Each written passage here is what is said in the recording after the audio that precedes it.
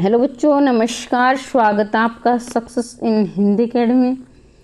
देखिए बच्चों, कल हमने 30 क्वेश्चन कर लिए थे। हम हिंदी साहित्य की सीरीज चला रखी है। 0 से लेकर 100 तक संपूर्ण पाठ्यक्रम करवाया जाएगा आपका। हिंदी साहित्य प्लस में हिंदी व्याकरण। टेलीग्राम ग्रुप से भी अवश्य जुड़े। टेलीग्राम ग्रुप भी बिल्कुल निःशुल्क आपके लिए। चैनल के अबाउट में जाओगे, ABOUT अबाउट में इसका लिंक मिल जाएगा। वो भी बिल्कुल निःशुल्क है और संपूर्ण पाठ्यक्रम भी बिल्कुल निःशुल्क है।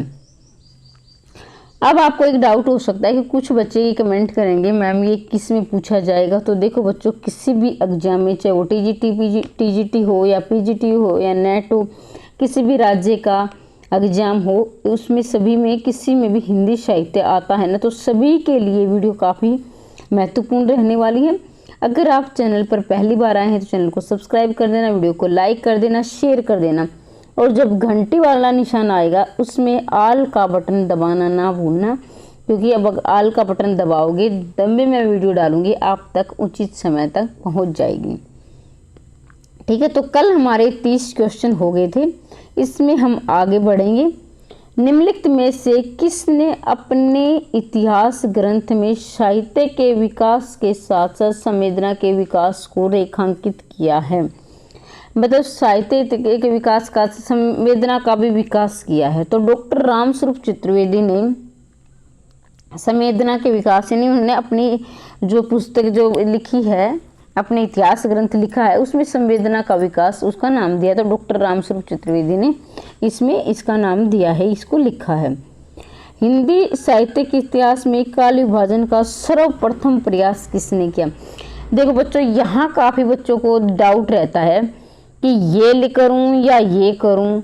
अब तो आपको उत्तर मैं बता दूंगी, ठीक है, लेकिन बहुत से कभी बहुत बार 100 बार पढ़ने के बाद भी यहाँ डाउट होता ही होता है।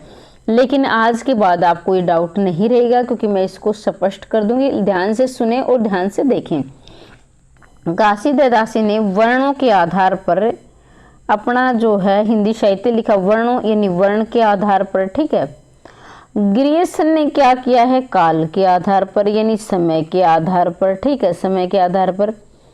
इन्होंने क्या किया है? घासीदास ने, वर्ण का मतलब है जैसे आप सभी जानते हैं ए आ ई ई वाले, जैसे क ख ग वाले, यानी जो है अल्फ़ाबेट, जो इंग्लिश के अल्फ़ाबेट है, हिंदी के जो वर्ण है, उनके अनुसार इन्होंने अपने हिंदी का साहित्य लिखा।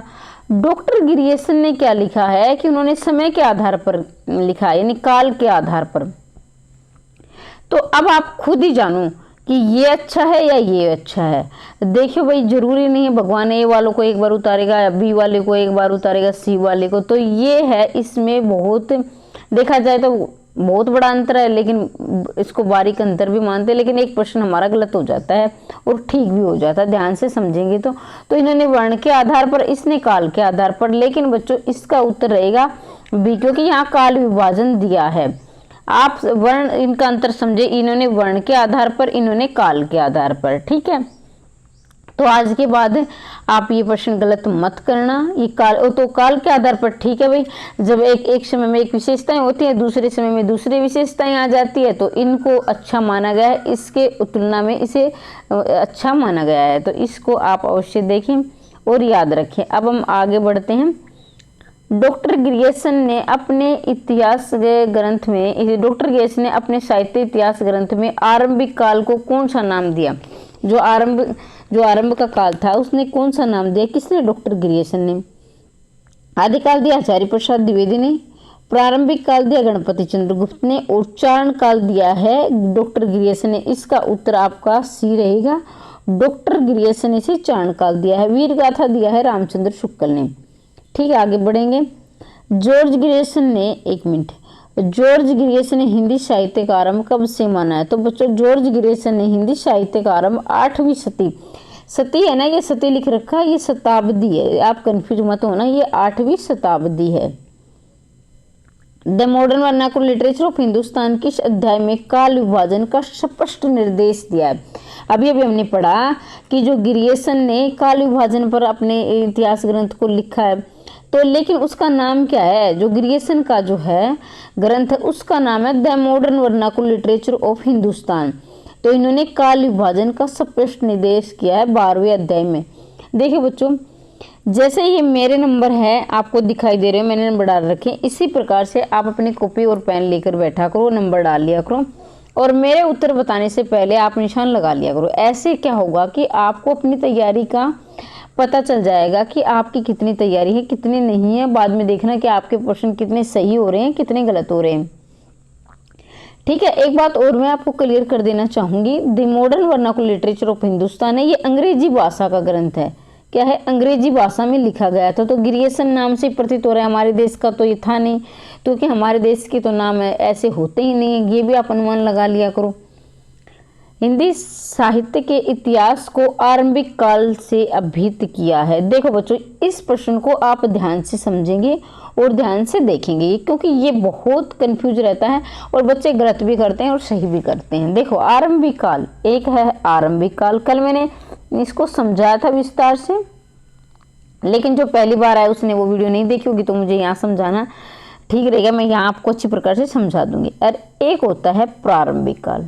ठीक है, तो प्रारंभिक काल दिया था गणपति चंद्रगुप्त ने, आरंभिक काल दिया था मिश्र बंधु ने। ठीक है, तो अब इनका अंतर समझेंगे। जैसे प्रारंभिक, मैंने यहाँ लिखा प्रारंभिक, प्रारंभिक, ठीक है, तो यहाँ पे आया है, और गणपति लिखूंगी गणपति, तो यहाँ भी पे आ रहा है ना, या पे है, यहाँ भी पे है, तो गणपति ऐसे भी याद कर सकते हैं।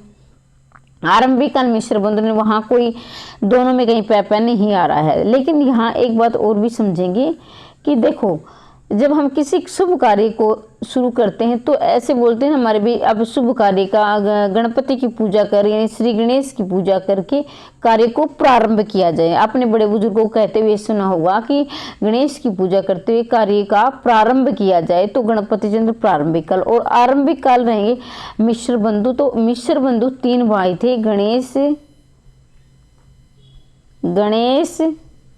श्याम, सुखदेव, ये तीनों भाई थे, गणेश, श्याम, सुखदेव, तो तीनों ही आरंभ से साथ रहते थे। इसका उत्तर ए आएगा, आरंभिक काल मिश्र बंधु।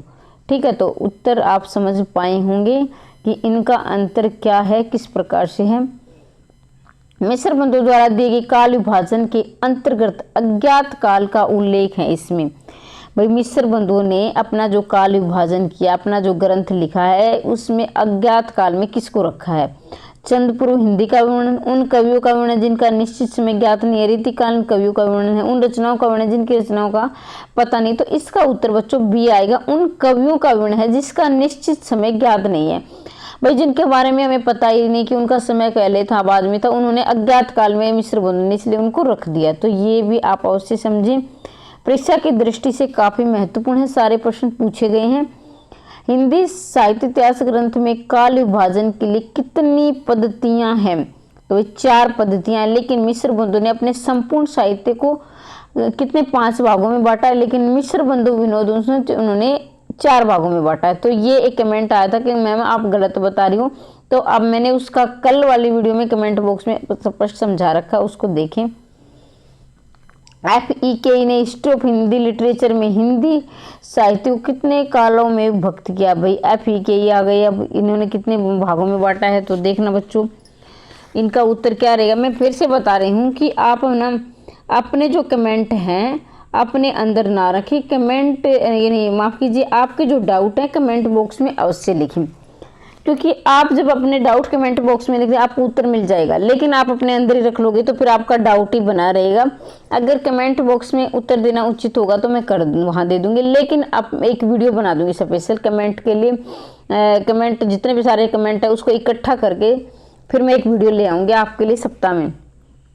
तो इसका उत्तर आएगा 4। ठीक है, निम्नलिखित में से किसने हिंदी की शैशवावस्था के व्रतों का वर्णन करने के उपरांत काल विभाजन का आधार हिंदी साहित्य में उठने वाले महत्वपूर्ण आंदोलन को बनाया है? देखो बच्चों, शैशवावस्था का मतलब समझ के शिशु होता है जो बचपन यानी तो उसी प्रकार से जैसे हिंदी का जब विकास हो रहा था तो उसमें शैशवावस्था थी, यानी धीरे धीरे जो विकास की ओर बढ़ रही थी उसका वर्णन है। निम्नलिखित में हिंदी की शैशवावस्था, यानी हिंदी बिल्कुल धीरे धीरे बढ़ रही थी आगे, उसमें हिंदी का विकास नहीं हुआ था, कि जो जैसे खड़ी बोली हिंदी की बात कर रही हूँ मैं।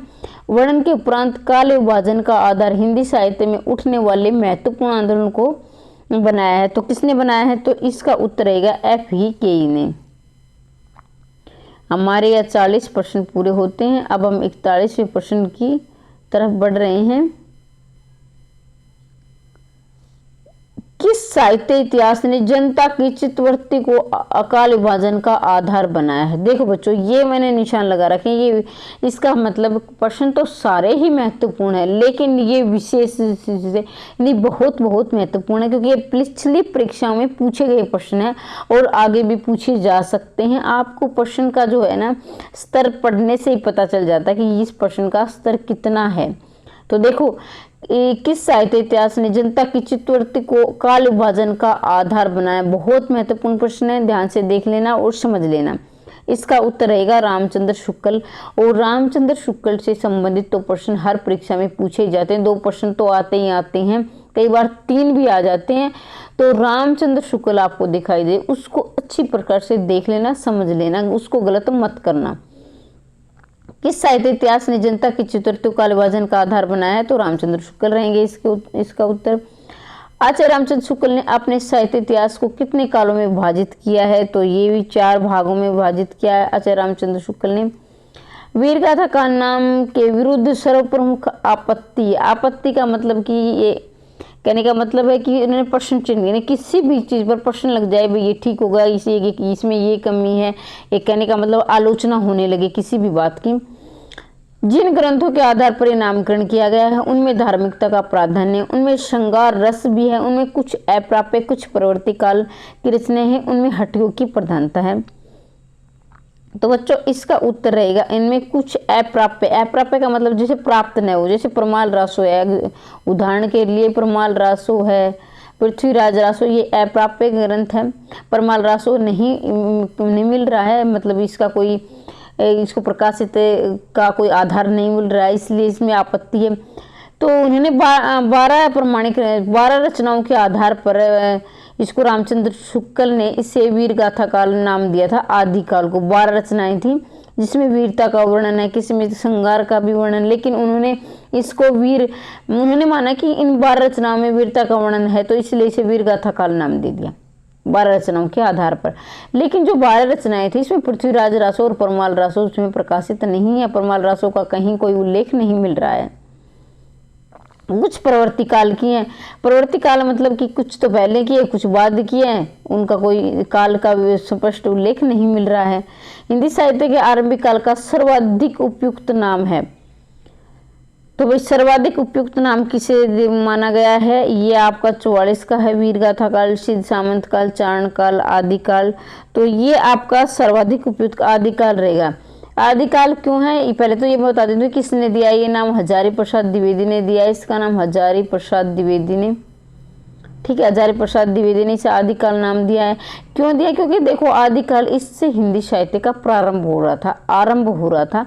तो आदि का मतलब होता है शुरू करना, शुरू होना, यानी शुरू करना या शुरू होना। तो इसमें क्या है, हिंदी साहित्य शुरू हो रहा था आदिकाल। तो ये एक कहा जाए तो ये इसका नाम उचित है, ये नाम सही सटीक बैठ रहा है इस काल के अनुसार। आचार्य रामचंद्र शुक्ल ने साहित्य इतिहास लगभग कितने वर्षों तक के साहित्य का पर प्रकाश डाला है? कितने वर्षों पर? ऑप्शन है आपके पास 950 है, 1000 है, 1500 है, 200 वर्ष, माफ कीजिए 2000 वर्ष है। तो ये 950 वर्ष है जिस पर रामचंद्र शुक्ल ने प्रकाश डाला है। 950 वर्षों के काल पर प्रकाश डाला है।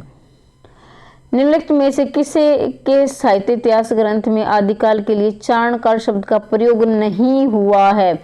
मैं हर वीडियो में बोलती हूँ कि आपको ये अंडरलाइन कर लेना कि है पूछा गया है, नहीं पूछा गया है। बहुत से बच्चे ऐसे हैं जो है को नहीं पढ़ते हैं, नहीं को है पढ़ते हैं, क्योंकि जल्दबाजी हो जाती है कि परीक्षा का दबाव ऐसा होता है कि हम उसे नहीं देख पाते हैं। ये हर एक के साथ होता है, लेकिन हम छोटी छोटी गलतियां अभी से सुधारें तो हमारे परीक्षा में जो आते हैं वो तो गलत ना हो कम से कम। तो सबसे पहले आप इसे अंडरलाइन करेंगे, इतना मोटा कर लेना जैसे मैंने कर रखा है पूछा गया तो नहीं है, नहीं पूछा गया तो अब हम स्पष्ट कर चुके हैं कि इसमें नहीं पूछा गया है। Doctor Grierson, doctor Ramkar Verma, doctor Ramshankar Shukla Dasal, FEK ही। तो इसका उत्तर रहेगा बच्चों डॉक्टर रमाशंकर शुक्ल दसाल ने इसे नाम उच्चारण काल नहीं दिया है। अब कुछ बच्चों को ये क्वेश्चन समझ में नहीं आया होगा, लेकिन मैं इसको समझा दूंगी। देखो, डॉक्टर रमाशंकर ने इसे चारणकाल नहीं दिया है, तो गिरियसन ने अभी हमने थोड़ी देर पहले पढ़ा, चारणकाल नाम किसने दिया है? गिरियसन ने, ठीक है। डॉक्टर राम कुमार वर्मा ने दिया है संधि काल एवं चारण काल। संधि काल तो इसमें भी चारण काल आया है, इसमें भी आया, लेकिन डॉक्टर रमाशंकर ने से क्या कहा है? कला काल या जय काल, कला काल, इसमें कला काल कहा है इसको। एक मिनट भाई, इसे जय रमाशंकर वो अलग है, वो रमा है, ये रमाशंकर शुक्ल रसाले से जय काल, इसको देखेंगे। हिंदी के आदिकाल को सिद्ध सामंत युग किसने कहा है? सिद्ध सामंत युग, सिद्ध सामंत ये इसने कहा है महापंडित राहुल सांस्कृत्यायन ने। तो इसकी ट्रिक रहेगी, जैसे सिद्ध लोग थे वो क्या कहते महापंडित होते थे, महापंडित राहुल सांस्कृत्यायन। ये देखना कि सिद्ध होते, जिसने सिद्धि प्राप्त की हो वो, जाहिर सी बात उसे ज्ञान होगा को पंडित। ये नहीं कि मैं वैसे जाति के आधार पर पंडित बोल रही हूँ, कहने का मतलब पंडित हो जिसने सिद्धि प्राप्त कर रखी हो, जिसने ज्ञान प्राप्त कर रखा हो। सिद्ध सामंत युग किसी कौन कहेंगे? महापंडित राहुल सांस्कृत्यायन। आदिकाल का विशुद्ध विश्लेषण करने का श्रेय है पंडित हजारी प्रसाद द्विवेदी, नंद दुलारे वाजपेयी। तो विशुद्ध विश्लेषण करने का यही आएगा, इसका हजारी प्रसाद द्विवेदी। तो हमारे 48 प्रश्न यहाँ पूरे होते हैं, 49वें प्रश्न की तरफ बढ़ रहे हैं। आदिकाल की सीमा अवधि है। अवधि का मतलब देखो बच्चों, एक मैं व्याकरण का प्रश्न एक बार मेरे दिमाग में आ गया, यहाँ देखते हुए। एक होता है ये अवधि, इसमें छोटी की मात्रा आती है अवधि, ठीक है। तो ये क्या है? इसका मतलब है समय, ठीक है। और एक अवधि ये आती है जिसमें बड़ी की मात्रा होती है, जिसे अनेकार्थी शब्द कहते हैं हम। बड़ी की मात्रा इस ये है भाषा, ठीक है। कुछ बच्चे इसमें भी कंफ्यूज हो जाते हैं, तो मैं बता देती हूँ। बड़े की मात्रा वाला है भाषा, छोटी की मात्रा वाला है समय, ठीक है। तो इसका उत्तर रहेगा 49वें का। 11वीं शताब्दी से 14वीं शताब्दी तक आदिकाल की सीमा अवधि रखी गई है, 11वीं से 14वीं। हिंदी साहित्य के आदिकाल को अपभ्रंश काल किसने कहा है? अपभ्रंश, तो ये इसका उत्तर रहेगा चंद्रधर शर्मा गुलेरी ने इसे अपभ्रंश काल कहा है, ठीक है। तो ये नामकरण से संबंधित वीडियो भी मैंने डाल रखी है, और ट्रिक के द्वारा वो देखें तो वो देख सकते हैं। क्रमबद्ध रूप से देखें तो इससे पीछे की वीडियो देखें, जो मैंने सभी कवियों को इकट्ठा करके बनाया हो, ट्रिक के द्वारा ये वीडियो बना रखी है। आप सर्च कर लेना सक्सेस इन हिंदी एकेडमी, इन कवियों के जो आदिकाल के नाम, आदिकाल का नामकरण, ठीक है। सक्सेस इन हिंदी एकेडमी आदिकाल का नामकरण ट्रिक के द्वारा, तो आपके सामने वीडियो आ जाएगी, सर्च कर लिया करो। आदिकाल को बीजोपन काल किसने कहा है? बीजवपन काल किसने कहा है आदिकाल को? तो भाई देखो, हजारी प्रसाद द्विवेदी आदिकाल है, महावीर प्रसाद द्विवेदी ने कहा है, ठीक है। अब आप ट्रिक के द्वारा क्या समझेंगे? आप महावीर प्रसाद द्विवेदी ने बीजोपन काल का है, कहने का मतलब ये है कि जैसे ये महावीर प्रसाद द्विवेदी हिंदी का लेखक है, आलोचक है, लेकिन आप इसको इससे नहीं, आप वैसे समझेंगे वो महावीर प्रसाद अलग थे, ये महावीर प्रसाद अलग है। लेकिन हमें तो अपने प्रश्न से मतलब है, हमारा एक प्रश्न ठीक हो जाए।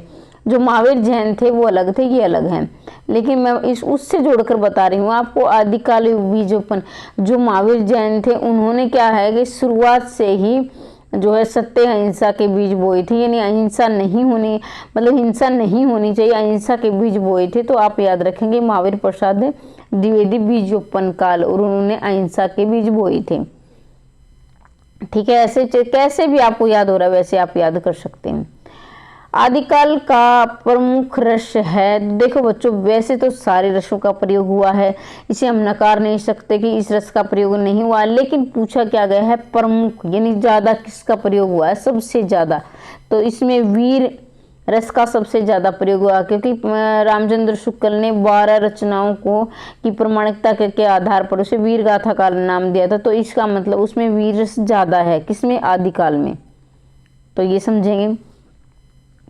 आचार्य रामचंद्र शुक्ल ने आदिकाल के तृतीय प्रकरण का विवेचन किया है। तृतीय समझ गए होगे आप, तीसरा, ठीक है। ये तत्सम शब्द है तृतीय। भाई किसी भी शब्द के आगे री की, किसी शब्द में री की मात्रा लग जाए ना, ये री, लेकिन ये मात्रा ऐसे मिलेगी आपको, कहीं आप इसको ढूंढो, ये मिलेगी ऐसे, जैसे देखो ये री, ये तय पर लगी हुई। तो री की मात्रा लगे किसी भी शब्द पे आंख बंद करके, नहीं आंखों तो खोल लेना, आंख बंद करके नहीं, लेकिन ये है कि पूरी मतलब आत्मविश्वास के साथ उस शब्द पर तत्सम शब्द लगा देना। तत्सम तद्भव आपसे पूछे जाएं तो कहीं पर आपको री की मात्रा दिखाई दे, उस शब्द पर आप तत्सम शब्द लगा देना, ठीक है। क्योंकि री की मात्रा तत्सम शब्दों में आती है। तत्सम शब्द वो होते हैं जो संस्कृत के शब्द होते हैं। तो हम व्याकरण के भी कुछ कुछ भाग करते हुए आगे बढ़ेंगे। आचार्य रामचंद्र शुक्ल ने आदिकाल के तृतीय प्रकरण का नाम किया है वीर गाथा काव्य। तृतीय है वीर गाथा काव्य, ये आप याद रखेंगे। 54वां प्रश्न है, पंडित हजारी प्रसाद द्विवेदी ने भक्ति से वास्तविक हिंदी साहित्य का आरंभ माना है, यानी भक्ति साहित्य से वास्तविक हिंदी साहित्य का आरंभ माना है। हजारी प्रसाद द्विवेदी कहते हैं कि जो साहित्य का सही से अगर अच्छे सही शब्दों में प्रारंभ होता है तो हिंदी साहित्य का आरंभ वो भक्ति काल से होता है। भक्ति साहित्य से आदिकाल, भक्ति काल, रीतिकाल, आधुनिक काल, ये हमने पढ़े हैं ना, उसी के लिए। तो इसका उत्तर आप समझेंगे। ऑप्शन है आपके पास 4, इनको ध्यान से देखो और समझो।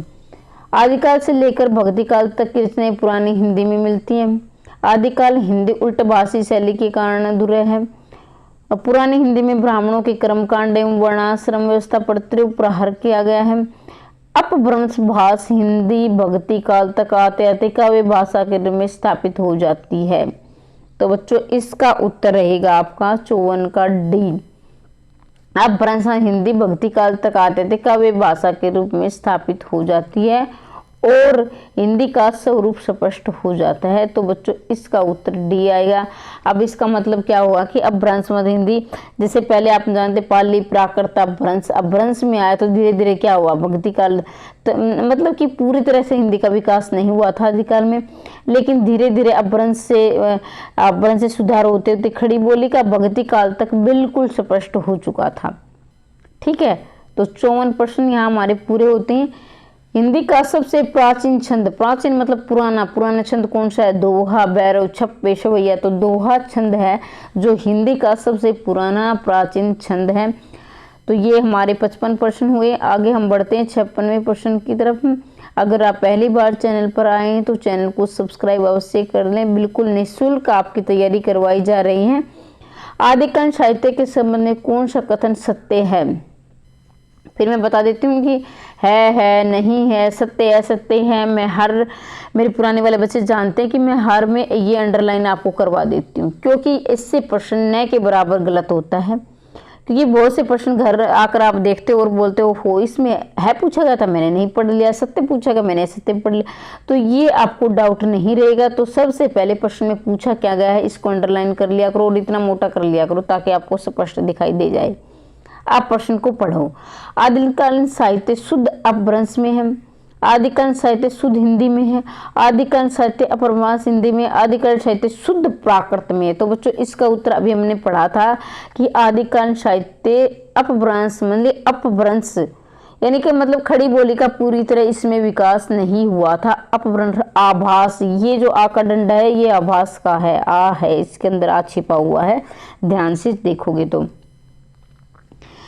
अपभ्रंश को पुरानी हिंदी मानते हुए हिंदी साहित्य का आरंभ 7वीं से 8वीं शताब्दी किसने माना है, तो भाई इसका 7वीं से 8वीं शताब्दी किसने माना है, चंद्रधर शर्मा गुलेरी ने इसे पुरानी हिंदी को 7वीं से 8वीं शताब्दी माना है। आचार्य रामचंद्र शुक्ल ने आदिकाल कृतियों का विचार करते हुए कितने ग्रंथों को प्रामाणिक, देखो ये शुद्ध देख लेना कहाँ ये प्रमाणिक लिखते हो आप, प्रमाणिक, क्योंकि इसमें इक प्रत्यय जुड़ा हुआ है। जब इक प्रत्यय जहां पर लगता है तो ये प्रथम वर्ण में वृद्धि कर देता है। ठीक है, देखो जैसे प्रमाण है, ठीक है, एक प्रमाणिक है, ये तो मैं बताती हुई चलूंगी। ठीक है, तो ये शुद्ध है, लेकिन प्रमाणिक आता है तो इसमें अगर हम इक प्रत्यय लगा देते हैं तो ये बनता है आपका प्रामाणिक, प्रमाणिक। ठीक है, ये प्रथम वर्ण में वृद्धि कर देता है इक प्रत्यय। तो बच्चों ये प्रामाणिक आप देखना, शुद्ध शुद्ध में बहुत गलती करते हो आप। तो ये आपका रहेगा 12। आचार्य रामचंद्र शुक्ल ने आदिकाल कृत्यों पर विचार करते हुए कितने ग्रंथों को प्रामाणिक माना है? तो 12 को माना है। आचार्य रामचंद्र शुक्ल ने आरंभिक काल के जिन 12 ग्रंथों को प्रामाणिक माना है उनमें से किन ग्रंथों का मूल रूप सुरक्षित नहीं है? ये मैं बता चुकी हूँ, आप बताएं अब इसका, क्योंकि मैंने थोड़ी देर पहले इसको बताया है। परमाल रासो, पृथ्वीराज रासो, खुमान रासो, हमीर रासो, विशलदेव रासो, विजयपाल रासो, जयचंद प्रकाश, कीर्तिलता। तो इसका उत्तर रहेगा परमाल रासो, पृथ्वीराज रासो। परमाल रासो का दूसरा नाम पूछा गया है, इसे आल्हा खंड भी कहते हैं, और आल्हा का मतलब होता है एक लोकगान। ठीक है, आदिकाल कृत्यों को नोटिस मात्र है। कौन सी कृतियां ऐसी हैं इनमें से जो नोटिस मात्र है? तो ये देखे जयमंक, जयचंद्रिका और कीर्ति पताका। कीर्ति पताका किसकी? विद्यापति के, लेकिन अभी तक ये प्रकाशित नहीं है, इस बात का ध्यान रखें, इसलिए सिर्फ इसको नोटिस मात्र कहा गया। जयमंक, जयचंद्रिका मधुकर कवि की है। आचार्य रामचंद्र शुक्ल ने तृतीय प्रकरण को नाम दिया। अभी हमने तृतीय प्रकरण पढ़ा था, लेकिन अब ये द्वितीय, तो द्वितीय अपभ्रंश काव्य है, और तृतीय पढ़ा था हम थोड़ी देर पहले, अब हम द्वितीय पढ़ रहे हैं, तो अपभ्रंश काव्य है। हिंदी साहित्य के इतिहास में दोहरे नामकरण की प्रवृत्ति किसने आरंभ की है? तो भाई दोहरे नामकरण की डॉक्टर रामचंद्र शुक्ल ने आरंभ की है, दोहरे नामकरण की प्रवृत्ति। आदिकाल काव्य प्रवृत्ति नहीं है। प्रबंध और मुक्त काव्य की रचना, धार्मिक साहित्य की रचना, प्राचीन खड़ी बोली का प्रयोग, वीर एवं श्रृंगार रस की प्रधानता। तो देखो इसमें मैं फिर बता देती हूँ कि इसमें नहीं है पूछा गया है। क्या पूछा गया है? नहीं है। तो देखो कौन सा नहीं है, तो इसमें क्या है? प्रबंध मुक्त काव्य भी है, साहित्य धार्मिक साहित्य की रचना भी है, वीर श्रृंगार रस की प्रधानता जैसे अपने 12 रचनाएं, प्राचीन खड़ी बोली का प्रयोग इसमें नहीं है। अभी हमने पढ़ा कि अपभ्रंश में लिखे जा रहे थे ज्यादातर जो काव्य थे, और प्राचीन खड़ी बोली का इसमें प्रयोग नहीं है, कहा है प्राचीन खड़ी बोली का शुद्ध रूप से प्रयोग नहीं हुआ है। आदिकाल काव्य किस प्रवृत्ति का अभाव है? भाई किस प्रवृत्ति का अभाव बहुत बार पूछा गया है, बहुत बहुत महत्वपूर्ण प्रश्न है, इसको आप ध्यान से पढ़ें और याद भी कर लें, क्योंकि बार बार परीक्षा में ये प्रश्न आ रहा है। तो इसका रहेगा राष्ट्रीय चेतना का अभाव है। भक्ति भी है, श्रृंगार भी है, प्रकृति कहीं ना कहीं मतलब सबका वर्णन हुआ है, लेकिन राष्ट्रीय चेतना का अभाव है, क्योंकि उसमें क्या राष्ट्रीय चेतना नहीं है, सभी अपने आश्रयदाताओं को प्रश्न करने में लगे हुए थे। इनमें आदि जैसे परमाल रासो, विशलदेव रासो, ये सभी आश्रयदाताओं पर लिखे गए ग्रंथ हैं। इनमें से हिंदी साहित्य का इतिहास किसने नहीं लिखा? फिर कह रही हूँ कि अंडरलाइन कर लिया करो, किसने हिंदी साहित्य का इतिहास नहीं लिखा? 3 है ऐसे जिसने लिखा है, और एक ऐसा मिलेगा जिसने नहीं लिखा है। तो डॉक्टर नगेंद्र है, लक्ष्मी सागर वाषणे है, राम कुमार वर्मा है, बच्चन सिंह है। तो डॉक्टर नगेंद्र ने हिंदी साहित्य का इतिहास नहीं लिखा है, इन तीनों ने लिखा है। आचार्य शुक्ल के अनुसार हिंदी साहित्य का आविर्भाव कब से माना जाता है? तो बच्चों प्राकृत संस्कृत, प्राकृत की अंतिम अपभ्रंश अवस्था पालित हो जी, प्राकृत की अंतिम अपभ्रंश अवस्था से हिंदी साहित्य का आविर्भाव या प्रारंभ कहीं आविर्भाव कहीं माना जाता है। यह है शुक्ल के अनुसार। तो भाई ये हमारा अभी थोड़ी पीडीएफ ये चली गई है, हम एक बार फिर से देखेंगे। ये हम यहाँ तक पढ़ चुके हैं, ठीक है। 60 का भी हमारा हो गया था, 63 का भी हमारा हो गया था, हाँ जी, नहीं 63 नहीं हुआ था हमारा। अब हम 64 के प्रश्न की तरफ बढ़ रहे हैं।